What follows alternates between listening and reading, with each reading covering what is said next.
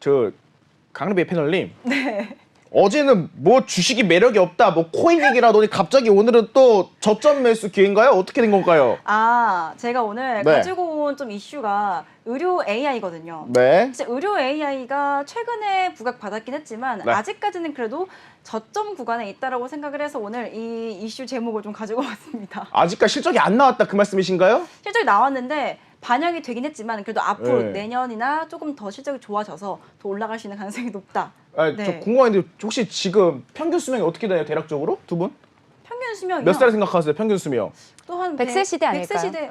근데 100세까지 사시는 시절 많이 봤어요, 주변에서 혹시?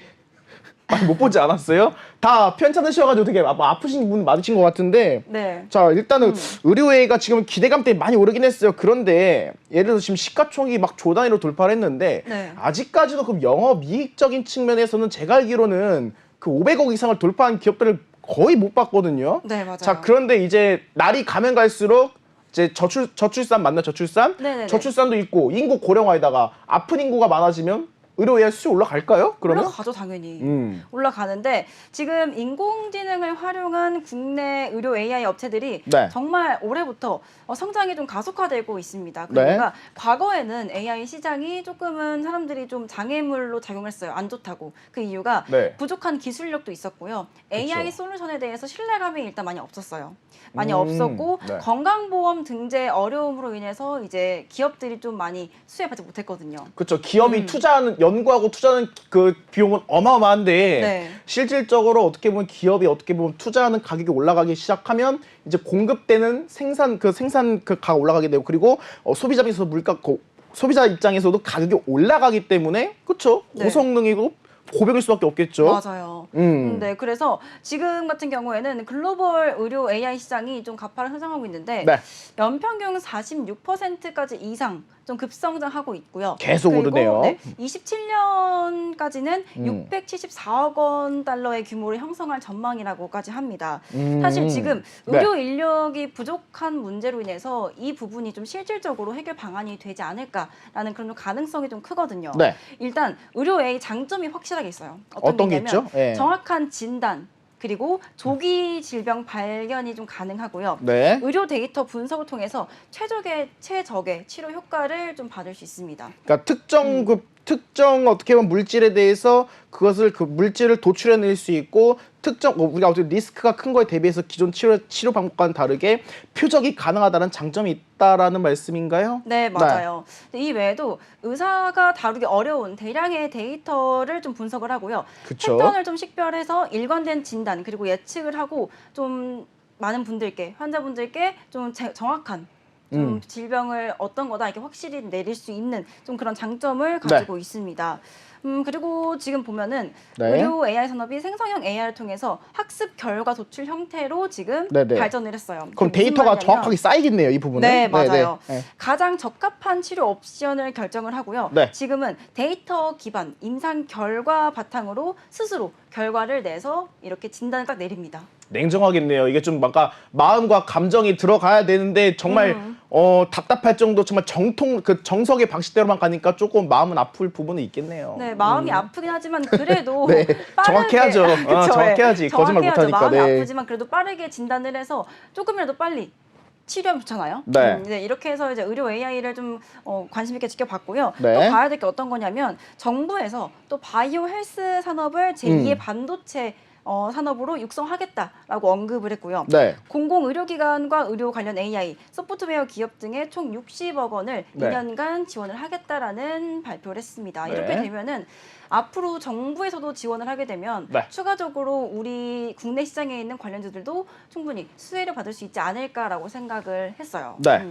그리고 또 이제 하나증권에서 최근 보고서를 냈는데 네. 코스닥 시장이 정말 많이 밀렸잖아요. 많이 이럴 밀렸죠. 때 그렇죠. 이럴 때 조금 미래성이 좀 높은 종목을 비중을 확대하자라는 이야기가 나왔거든요. 네. 근데 그게 어떤 거냐면 의료 AI, 로봇 뭐 이런 미래성에 좀 올라갈 수 있는 종목들을 비중을 확대하자라고 했어요. 네, 좀 그래서 걱정이 되네요. 저는 혹시나 정말 내용도 다 좋은데 이미 사실 AI 같은 거 주가가 많이 올라갔잖아요.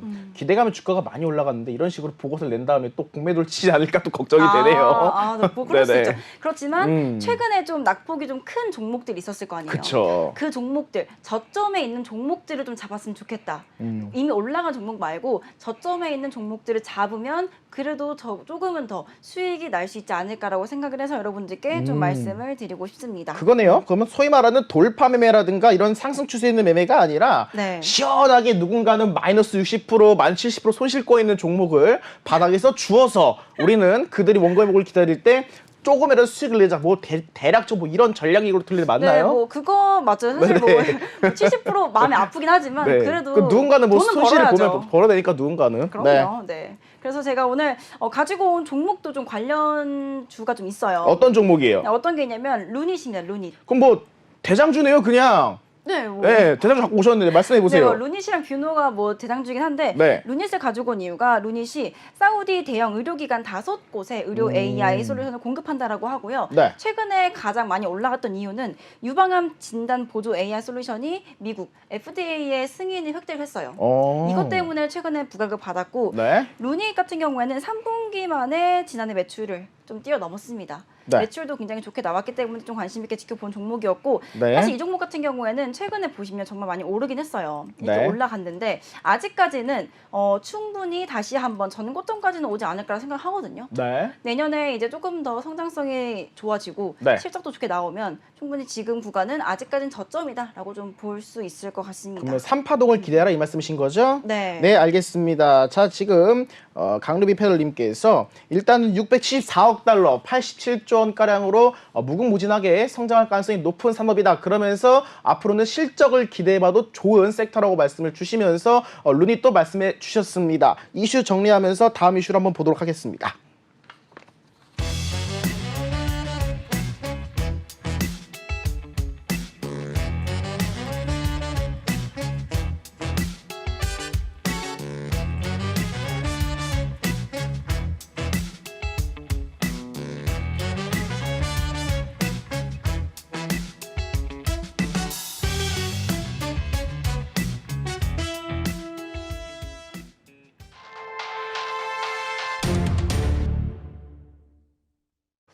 야, 김세영 연구원님. 네.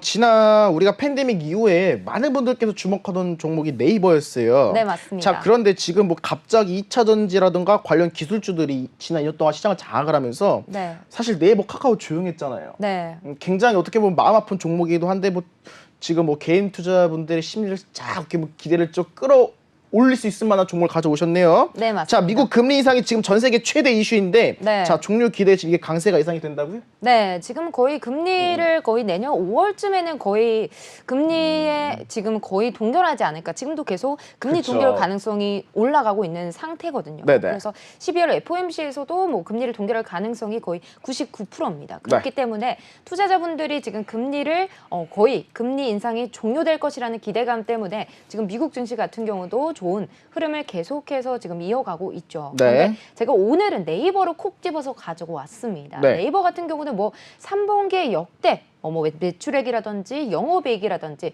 정말 지금 역대 분기 중에 최대 또 실적을 달성을 하면서 지금 투자자분들이 점차 이 네이버에 대한 관심이 좀 뜨겁습니다. 정리하면 사상 최대 실적이다 이렇게 좀 평가하면 되겠나요? 네, 맞습니다. 네네. 그렇기 때문에 이제 좀 네이버를 주목할 때가 아닌가. 제가 아까 이슈를 얘기할 때도 시장을 얘기할 때도 그동안에 고금리 때문에 주목을 받지 못했던 이런 성장주라든지 기술주가 이제 점점 더 매크로 환경들이 개선되다 보니까 네. 이제 반등장이 나와주면서 주목을 받기 시작하는 환경이 펼쳐졌습니다. 네. 그리고 그중에서도 네이버 같은 경우는 계속해서 지금 좋은 실적을 나타내주고 있고 그리고 사업 영역도 점차 확장을 해주면서 지금 좋은 평가를 받고 있습니다. 네. 오늘 같은 경우도 정말 여러 가지 이슈가 나와줬습니다. 뭐 슈퍼컴이 전 세계 뭐 22위를 달성을 했다. 지금 네이버 같은 경우는 2020년도부터 시작해서 지금 뭐 슈퍼컴퓨터 관련해서 좀 계속해서 연구 개발을 하고 있었는데 네. 전 국내 중에서 좋은 가장 또 실적 그리고 기록을 냈고요. 그리고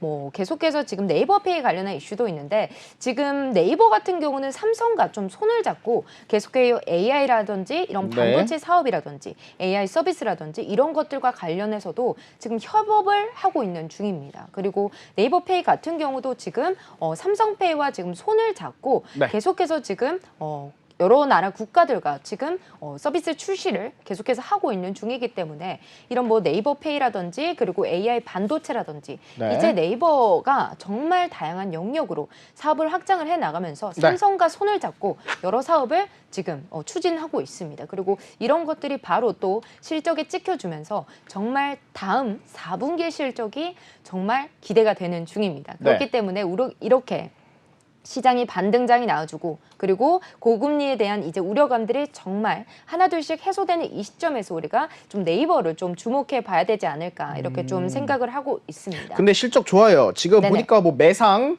이제 10조 가까이 다 온 것 같고요. 그리고 영업이익도 좋은데 지금 시가총액이 이제 32조 원이잖아요. 근데 지금 자산 총계가 35조로 나오고 있거든요. 뭐 부채 제외하면 조금 불안한 부분은 일단은 주주 물량들을 봤을 때 지금 주주가 다 갈라져 있잖아요. 지금 대주주 물량이 어떻게 합쳐도 20%가 조금 넘는 수치예요. 자, 그런데 이런 부분에서 무언가 사업을 진행할 때 경영권적인 측면에서는 좀 용이할까요, 이 부분이?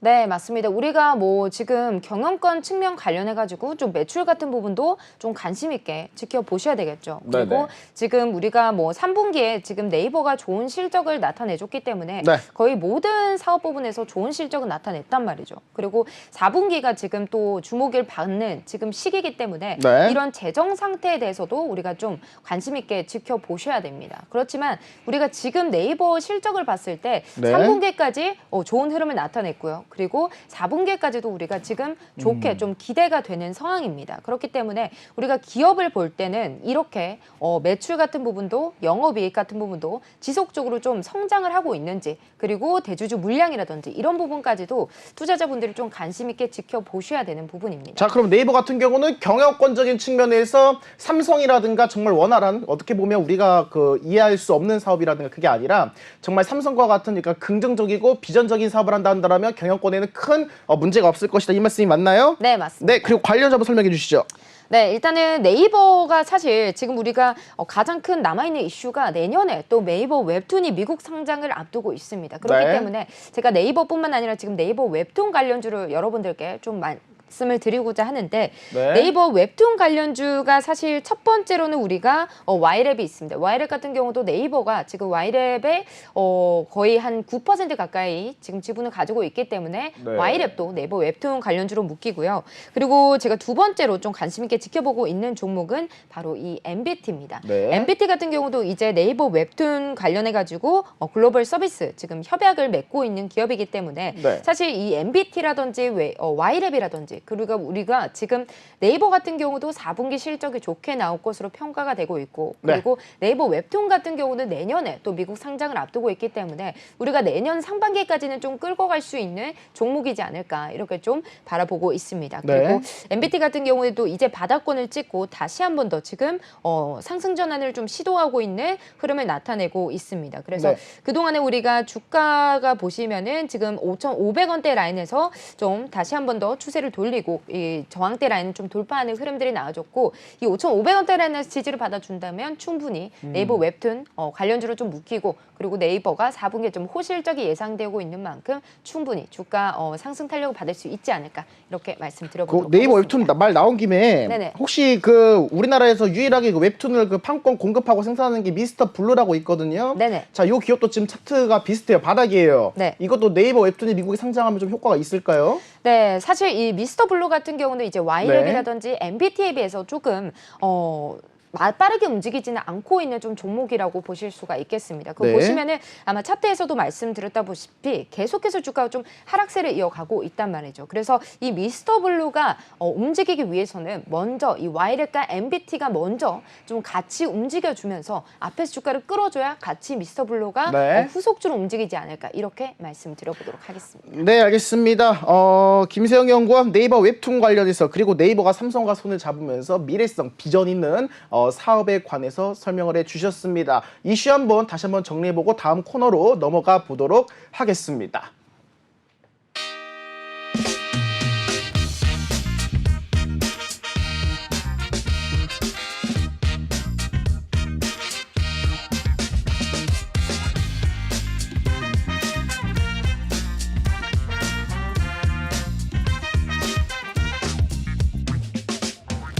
네, 이제 섹터를 살펴봐야겠죠. 자, 그런데 오늘 두 분께서 가져오신 섹터가 명확하게 지금 달라요. 그래서 여러분께도 좀 다양한 좀 정보를 제공해 드릴 수 있을 것 같아서 굉장히 좀 기대가 됩니다. 먼저 이 강루비 패널님. 네. 자, 오늘 어떤 섹터를 좀 준비를 하셨나요? 네, 저는 오늘 자동차 섹터를 준비했습니다. 네. 그 이유가 오늘 시장에서 현대차랑 기아가 정말 오랜만에 급등이 나왔거든요. 네. 오랜만에 급등 나와서 이제는 한 번쯤은 자동차주도 관심 있게 지켜봐야 되지 않을까라는 생각에 오늘 가지고 왔습니다. 네. 사실 현대차와 기아는 상반기에 미국 시장에서 최다 판매 기록을 달성을 했어요. 그리고 네. 친환경차 판매량은 상반기 기준 역대 최고치를 기록을 했습니다. 네. 이것만 들어도 사실 자동차주를 안 볼 순 없어요. 네. 그렇지 않을까요? 그쵸. 안 볼 순 없어서 여러분들께 말씀드리려고 하고 있습니다. 네. 사실 올해 1월부터 10월까지 자동차 수출액이 총 580억 달러를 기록을 했습니다. 네. 10월 자동차 산업 등 동향에 따르면 작년 7월부터 10월까지 16개월 연속으로 네. 전년 동월 대비 증가했고요. 5월에 발표한 올해 수출 목표도 역시 뛰어넘었습니다. 자, 보니까요. 이게 580억 달러라고 하면 시장으로 이해하기 어려우니까 제가 좀 정리를 해드릴게요. 네. 75조 원입니다. 580억 오, 달러, 75조 원. 굉장히 크게 수출했다. 이렇게 좀 이해하시면 될 것 같아요. 계속해 주시죠. 네, 그래서 국내 자동차 기업들 같은 경우에도 지금 타깃 시장이 점점 더 확장을 하고 있습니다. 네. 인도에서도 25년 만에 최대로 판매하면서 글로벌적으로 이제 자동차 매출이 늘어날 전망이다라고까지 얘기가 나오고 있습니다. 네. 근데 인도 시장에 동반 진출한 부품사들도 수혜를 볼 수 있을 것 같은데요. 네. 인도 정부의 강한 전기차 육성 정책에 힘입어가지고 네. 지금 전기차로 전환이 빠르게 나타날 수 있다. 라고까지 얘기가 나오고 있습니다. 이렇게 네. 되면은 국내 친환경차, 전기차 관련주들도 움직일 수 있을 것 같고 자동차 부품주들도 수혜를 받으면서 올라갈 수 있을 것 같다라는 생각이 들거든요. 그게 오늘 시장에서 현대랑 기아가 큰 폭으로 올랐잖아요. 네. 그렇게 되면은 충분히 이제 그 밑에 딸려오는 뭐 이제 하는 부품주들도 소위 말해서 네. 이 현대차, 기아차와 거래를 하는 기업들, 그쵸, 네, 작은 맞아요. 기업들, 부품 네. 기업들. 네. 거래를 하는 그런 기업들도 분명히 수혜를 받을 수 있을 거라고 생각을 합니다. 네. 네, 그리고 또 한 가지 또 봐야 되는 게 있어요. 어떤 거냐면 네. 중국이 올해 자동차 판매가 3천만 대를 돌파하면서 역대 최대 기록을 했다라고 합니다. 어딘가 그 BYD 맞죠? BYD. 네. 비아디. 맞아. BYD 맞아요. 네, 네네네. 맞아요. 네. 역대 최대를 기록했는데 정말 중국에서는 자동차 판매가 지금까지 좋지 않았어요. 근데 정말 오랜만에 이렇게 역대 최대 기록을 썼다라고 나오면서 분명히 국내에서도 자동차 관련주가 움직이지 않을까라고 생각을 하고 있습니다. 네. 최근에 자동차 소매 판매 추세가 예상치를 좀 웃도르고 있거든요. 그 이유가 그쵸. 지금은 좀 자동차를 구매하는 성수기예요. 왠지 지금요? 아세요? 왜요? 겨울철이잖아요. 아, 겨울에 차 타야 되나요? 춥잖아요. 아니, 타이어 갈고 귀찮은데 왜 굳이? 그래서 네. 자동차를 사야 되는 그런 성수기라고 해요. 왜냐면 아. 추우니까 많이 산다고 합니다. 그쵸. 네, 그래서 지금은 조금 성수기이기 때문에 앞으로 만약에 지금 사게 되면은 내년에 이제 실적이 좀 더 좋아지지 않을까라는 전망 때문에 그런 기대감으로 힘입어서 올라갈 수 있다라고 좀 오늘 말씀을 드리고 싶습니다. 저 하나 더 궁금한 게 있는데요. 네. 어제 제가 알기로는 테슬라가 지금 세계 최대 성장국이 인도잖아요. 네. 자, 그런데 인도에서 갑자기 테슬라 차량에 대해서 그 세금을 감면해주는 정책을 검토하고 있다고 합니다. 자, 그런데 지금 우리 현대차 같은 경우도 인도에서 지금 판매 수주가 굉장히 잘 올라가고 있잖아요. 네, 맞아요. 혹시나 세금을 감면해준다. 자, 그러면 그것도 주가 상승으로 좀 이어질 만한 모멘텀 될 수 있을까요? 그렇죠. 왜냐면 그쵸. 세금 현대차도 현대차가 아니라 국내 이제 기업들도 네네. 이제 세금 감면해 준다라고 하면은 충분히 이제 주가는 엄청 많이 올라가겠죠. 왜냐면 인도도 관세가 50%래요, 거의. 그렇죠. 네. 관세. 네. 부과하는 세금. 네. 그 50%니까 그렇죠. 뭐 어떻게 보면 실적 많이 올라가겠네요. 엄청 올라갈 것 같아요. 네, 세금 덜 내니까. 네. 네, 그래서 자 전기차 살펴봤고 그러면서 일단은 제가 인도까지 말씀을 드렸지만 우리 주식 중에서 관련주 뭐 있을까요? 저는 오늘 화신을 좀 가지고 왔습니다. 화신. 네, 화신. 네. 화신 같은 경우에는 지금 국내 최대 자동차 메이커인 현대, 기아 자동차 그룹의 자동차 관련 계열사를 주요 고객으로 두고 있습니다. 네. 일단 이것만으로도 해도 관련주가 움직인다고 하면은 충분히 화신도 올라갈 수 있을 것 같다라고 했는데 아직까지 지금 차트를 보시게 되면 네. 정말 바닥권이에요. 정말 바닥권이고 올해 한번 올라가긴 했지만 그래도 아직까지는 시장에서 주목받고 주목받지 못하는 종목이거든요. 네. 지금 여기 이 라인만 지켜준다면 10,000원 라인만 지켜준다라고 하면은 올라갈 수 있고 오늘 시장에서도 갭으로 뜨면서 4% 넘는 상승을 했거든요. 그래서 이제 뭔가 조금씩 추세를 바꿔주지 않을까라고 좀 생각을 하고 있습니다. 오늘은 정부에서 지금 열심히 밀고 있죠. 네. 바로 이 원전주를 지금 또 살펴봐야 될 때가 아닌가. 그쵸. 네, 지금 사실 우리가 친원전 정책을 계속해서 정부에서 좀 펼쳐주고 있습니다. 네. 문재인 정부 때는 네. 우리가 탈원전 정책을 이제 펼치면서 사실 이 원전주가 빛을 못 받았던 그런 시기가 거치고 네. 이제는 계속해서 정부에서 뭐 내년에 예산안을 재생에너지 부분을 좀 줄이고 그리고 원전에 관련한 예산을 대폭 늘리겠다 이렇게 좀 밝힌 상황이거든요. 지금 제가 본 숫자가 맞나요? 지금 좀 네, 거의 맞습니다. 근데 올리실 거면 1,500 플러스 1,498까지 했는지 모르겠지만 아무튼 뭐 전기세가 좀 부담되는 제 입장에서는 그래도 네네. 네, 좀 좋은 소식이네요. 네, 맞습니다. 그렇다 보니까 이렇게 수치로도 확연히 볼 수 있듯이 그러니까 네. 정부에서도 계속해서 이 원전에 대한 예산안을 늘려나가고 있는 중입니다. 네. 그리고 이제 원전이 왜 주목을 받냐? 사실 우리가 계속해서 뭐 탄소 중립 시대다 이런 말들이 지금 화두가 되고 있는 상황 속에서 네네. 이 원전이라는 경우 이렇게 재생에너지를 대체할 수, 이 공백기를 메울 수 있는 부분이 바로 이 원전 사업이기 때문에 주목을 받고 있습니다. 네. 그리고 반도체, 2차 전지 이런 설비에 계속해서 좀 개발과 투자가 늘어나고 있는 그렇죠. 상황 24시간 속에서 공장 돌리려면 전기 많이 필요한데 뭐 재생에 네, 한계가 맞습니다. 있고 네. 원전을 돌릴 수 있는 거잖아요. 생산 라인. 그렇죠. 네. 네. 전력 수요가 올라감에 따라 당연히 원전주들이 수혜를 받을 수 있는 환경이 펼쳐지기 때문에 네. 이런 환경 속에서 원전주들 정부의 정책 흐름과 함께 다시 한 번 더 우리 남은 4분기와 그리고 내년에 더욱더 예산안이 증가될 것으로 지금 전망이 되고 있는 상황 속에서 네. 원전주를 한번 주목을 해보셨으면 좋겠다 이렇게 좀 바라보고 있습니다. 네. 그리고 원전 수출에 대해서도 계속해서 좀 좋은 소식들이 나오고 있어요. 그래서 오늘도 이제 정부에서 이 원전 수출 기업 13곳을 지정을 해서 이제 투자라든지 이런 부분들 더욱더 늘려나가겠다. 그래서 13곳의 기업을 또 네. 선정을 하기도 했습니다. 그래서 이 곳에 또 선정된 기업은 당연히 부각될 수밖에 없겠죠. 네. 그래서 제가 오늘 관련주로 나중에 소개해 드릴 거고요. 제가 하나 부탁드릴 게 있는데요. 네네. 그 혹시 시간 되실 때 네. 여기서 한 개만 해주시고 그 13개 종목 있죠? 네. 저한테 따로 좀 주세요.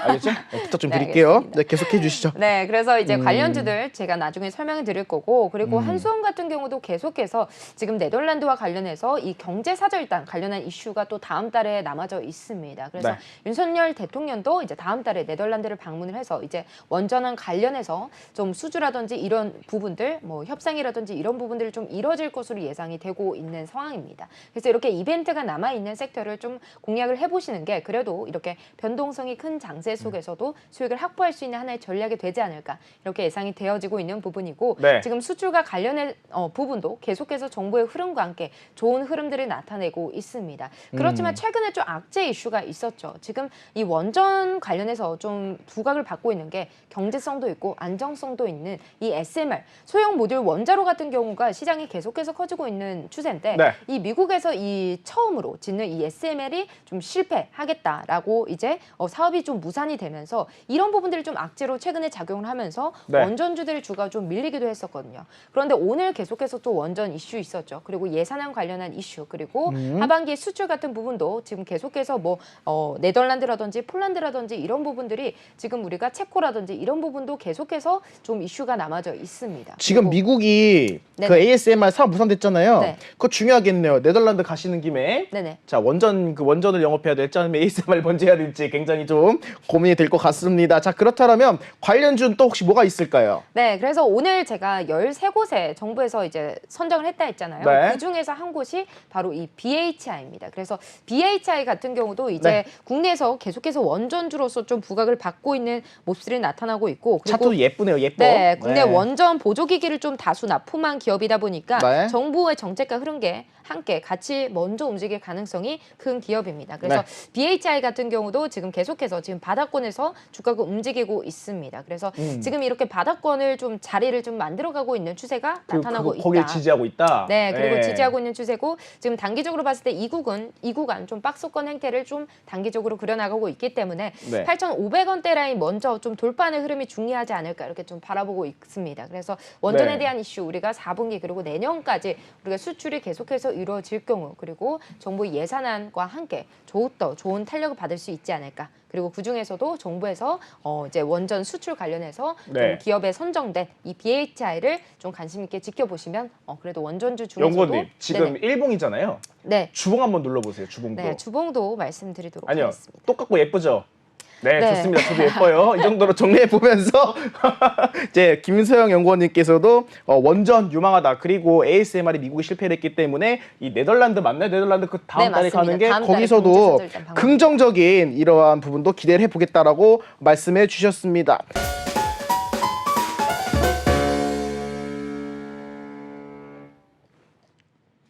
자신 있죠? 네. 네, 말씀해 그럼요. 주세요.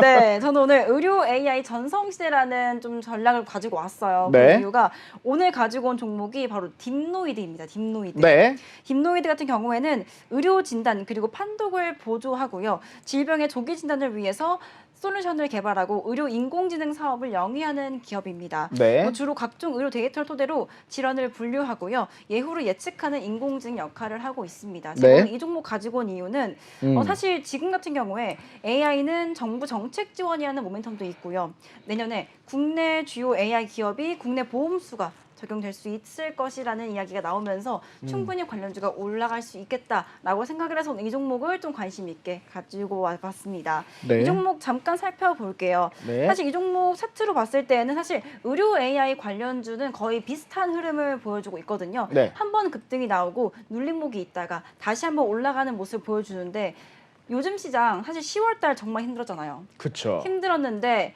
의료 AI는 이때 올라갔었습니다. 올라가고 지금은 그래도 좀 지켜주는 모습을 보여주고 있어요. 네. 그래서 만약에 한 번 더 이슈가 나와준다라고 하면은 네. 다시 한번 2파동, 3파동까지 나올 수 있지 않을까라고 생각하기 때문에 이 네. 종목을 여러분들께 좀 관심 있게 지켜보면 좋겠다라는 말씀을 해드리도록 하겠습니다. 네, 이왕 하는 김에 지금 조기 진단 말씀 주셨잖아요. 네. 이 조기 진단이란 건 내가 어떻게 아픈지 좀 미리 알 수 있는 건데 자 이왕이면 그것도 괜찮겠네요. 그 DNA 관련해 가지고 분석을 해가지고 네. 향후에 내가 유전자 분석을 통해서 나중에 어떠한 병에 걸릴지 좀 예측할 수 있는 네. 그것도 중요하겠네요. 그거 굉장히 중요하죠. 전 사실- 했는데 네, 그 저는 있잖아요. 지금 예. 그거 나왔어요. 뇌졸중이랑 그 지방간이랑 다 나와가지고 알겠습니다. 네.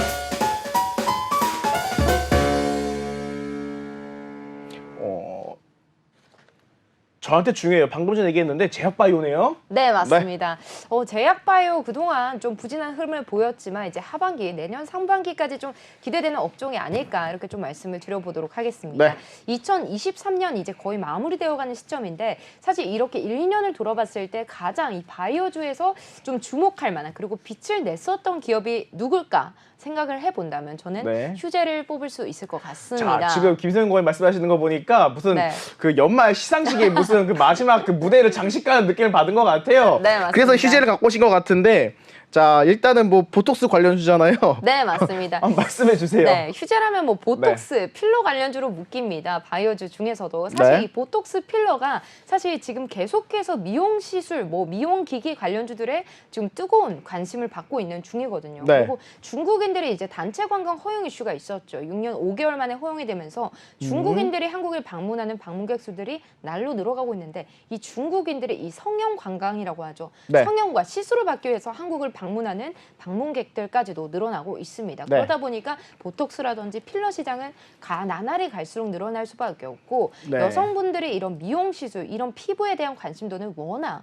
뜨겁기 때문에 네. 이런 피부 미용 그리고 이런 보톡스, 필러 관련주들의 주가는 앞으로도 조금 계속해서 우상향 그려나가지 않을까 이렇게 좀 네. 긍정적으로 바라보고 있습니다. 이거 남자도 맞아도 되는 거예요 혹시? 네, 남성분들도 요새 미용에 네. 관심 많기 때문에 네네. 올리브영의 이 남성분들의 매출이 그렇게 많이 올랐다고 합니다. 아, 정말요? 네, 맞습니다. 네네. 남성분들이 이제 뭐 피부 미용에 관련된 관심도 뜨겁다 보니까 네. 시장은 더욱 빠르게 커지고 있는 것으로 보고 있고 자 휴재라면은 3분기 영업이익이 정말 역대 분기 최대 또 실적을 나타냈습니다. 한번 잠깐 보고 가도록 할게요. 네. 자 휴질 한번 매출 보도록 하겠습니다. 지금 계속해서 매출액 영업이 또 꾸준히 늘어나고 있는 모습 보여주고 있고 얼마예요 지금? 네, 지금 뭐 3,200억 원 가까이 지금 계속해서 올해 좀 12월 달 좀 예상치가 그렇게 좀 나와져 있습니다. 그리고 네. 지금 부채 같은 경우 또 유보율을 봤을 때도 빛이 없는 없는 빚이 없는 기업이기 때문에 중요하죠. 이런 빚 부분도, 없어야죠. 네, 그쵸. 재무적으로 봤을 때 좀 네. 양호한 기업이다 이렇게 좀 바라보실 수가 있겠고요.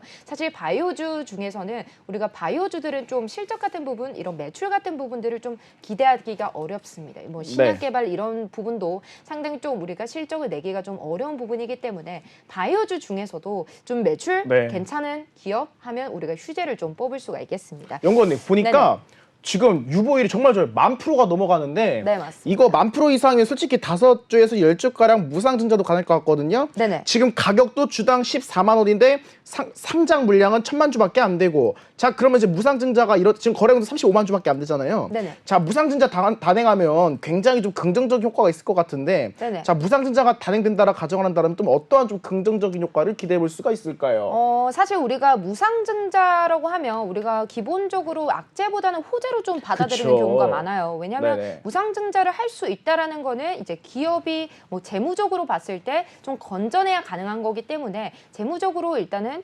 별로 탄탄한 문제가 없이 탄탄하다 이렇게 좀 받아들일 수 있는 부분이고, 네. 무상증자를 하게 될 경우 우리가 좀 구체적으로 봐야 되겠지만 뭐 예를 네. 들어서 비율이 좀 중요합니다. 뭐 1대2라든지 1대1이라든지 뭐 1대 0. 몇 %라든지 네네. 이런 비율을 좀 세부적으로 좀 봐야 될 필요가 있긴 해요. 쉽게 말씀드리자면 방금 말씀드렸던 거면 한 주, 2주 줄 거면 하지도 말고 네네. 시원하게 슈팅을 가고 싶으면 5주, 10주는 줘야 된다. 네, 맞습니다. 이 말씀인가요? 네, 그래서 휴재같이 이렇게 좀 재무 구조가 탄탄한 기업들 같은 경우는 앞으로 좀 무상증자 이슈가 좀 나올 수 있다라고 봅니다. 네. 무상증자가 이슈가 있을 경우 우리가 뭐 거래량이 좀 늘어나게 될 거고, 신주를 발행하게 되면 유동성도 늘어나게 될 그쵸. 거고, 그렇죠. 이 부분들이 또 투자자분들에 대한 이제 기대감으로 인해서, 또 무상증자에 대한 기대감으로 인해서 주가가 올라갈 수 있는 부분이기 때문에 이렇게 기업의 재무 구조가 탄탄한 기업들을 네. 우리가 좀 주목해서 바라볼 필요가 있다 이렇게 좀 말씀을 드릴 수가 있겠습니다. 네. 그렇기 때문에 이 휴재 같은 경우 우리가 네. 펄을 좀 예상해 봤을 때 네.